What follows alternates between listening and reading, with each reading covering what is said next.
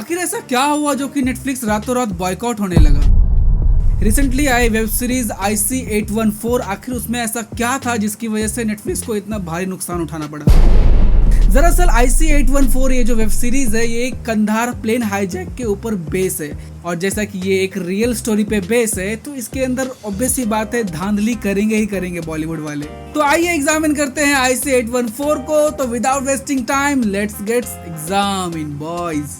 OTT platform Netflix पे आई एक नई वेब सीरीज IC-814। ये web series Kandahar plane hijack के ऊपर बेस है और इस वेब सीरीज को अनुभव सिन्हा ने डायरेक्ट किया है। रिसेंटली आई नेटफ्लिक्स पे IC-814 ये जो वेब सीरीज है ये रातों रात बाइकआउट होने लगा। हालांकि देखा जाए तो बॉलीवुड को बहुत सालों से बाइकआउट किया जा रहा है, बट ये सुनते कहाँ है हमारी। अब रही बात ये कि इस वेब सीरीज में ऐसा क्या दिखाया गया है कि जिसकी वजह से इतना विवाद हुआ है। दरअसल सोशल मीडिया पे कुछ लोग आरोप लगा रहे हैं कि अनुभव सिन्हा ने जानबूझ के इस सीरीज के अंदर ओरिजिनल कंटेंट से कुछ छेड़खानी की है। सीरीज में एरोप्लेन हाईजैक करने वालों के नाम जानबूझकर चीफ, बर्गर, डॉक्टर, भोला और शंकर के नाम बताए गए हैं। आखिर नाम को लेके इतना ज्यादा विवाद क्यों हो रहा है अभी मैं आपको आगे बताता हूँ, लेकिन उसके पहले हम इस सीरीज के ओरिजिन के ऊपर बात कर लेते हैं।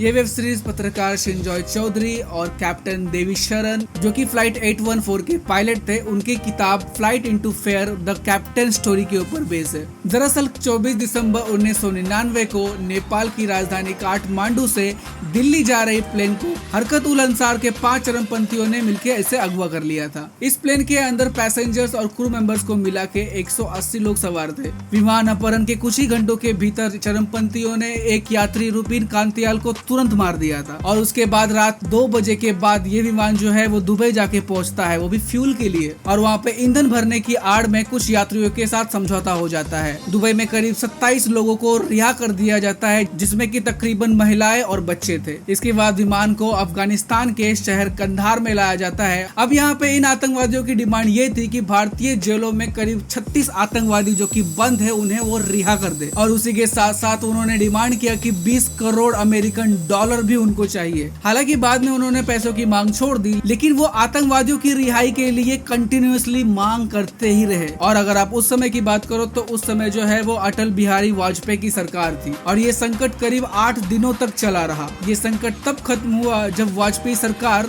भारतीय जेलों में बंद कुछ आतंकवादियों को रिहा करने के लिए तैयार हो गए थे। 31 दिसंबर 1999 को सरकार ने समझौते की घोषणा की। नए साल के आने के पहले अटल बिहारी वाजपेयी की सरकार ने लोगों से ये भी कहा कि उनकी जो मांगे हैं वो हमने काफी हद तक कम कर दी है। तत्कालिक विदेश मंत्री जसवंत सिंह खुद 3 आतंकवादियों को अपने साथ गंधार लेके गए थे। छोड़े गए चरमपंथियों में से जैश ए मोहम्मद के प्रमुख मौलाना मसूर अजहद, अहमद जरगर और शेख अहमद उसीन सईद था। अब रही बात इन स्टोरी के बीच में अनुभव सिन्हा ने क्या चेंज कर दिया है। अब यहाँ पे जो प्लेन हाईजैकर्स थे अनुभव सिन्हा ने उनके नाम इस्लामिक नाम से बदल के हिंदू के नाम पे रख दिए हैं। ऐसा माना जाता है कि सीरीज में एरोप्लेन हाईजैक करने वालों के नाम जानबूझकर चीफ, डॉक्टर, बर्गर और भोला और शंकर के नाम पे रखा गया था।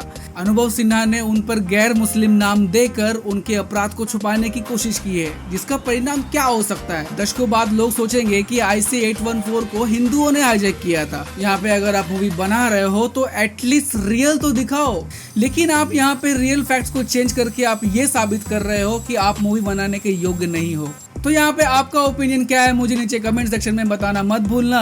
तो अगर आपको वीडियो अच्छी लगी हो तो लाइक करना और सब्सक्राइब किए बिना बिल्कुल मत जाना। तो इसी के साथ मैं लेता हूँ अलविदा, बाय।